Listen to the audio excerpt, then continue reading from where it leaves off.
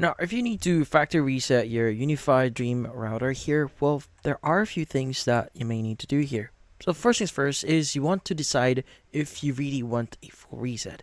Now, a factory reset wipes everything here. Wi-Fi name, passwords, device settings, and network rules. So before going ahead, make sure you've backed up anything important or that you truly want to start from scratch. Next is you want to find the small reset pinhole on your router.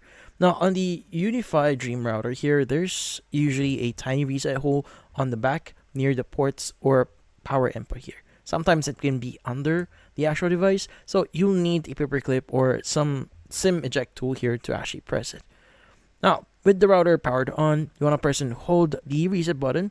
Keep holding until the screen turns off or the LED changes color. Now, that's your sign the reset process has started. Then release the button.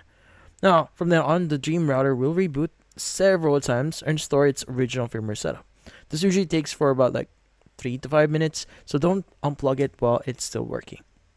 Now, once it actually finishes, the router will broadcast its default UniFi setup, Wi-Fi network again, and use your phone or laptop to connect to it so you can begin the setup like it's brand new. Now, also you may want to set it up again, or again using the UniFi app or web portal here. So open the UniFi network app or go to unifi.ui.com. Now in the browser and follow the setup wizard. Now from there you'll recreate a Wi-Fi name, password, and network rules, just like the first time you've installed it. Now, if the button method fails, but you can still access the dashboard here. Now you can just go to your settings, go to system, then go to factory reset, and basically just click on confirm once you do select factory reset. Now this does the same full wipe here, just from the software side. But that's about it. Hopefully this video was able to help you like and subscribe to our channel. Thank you for watching.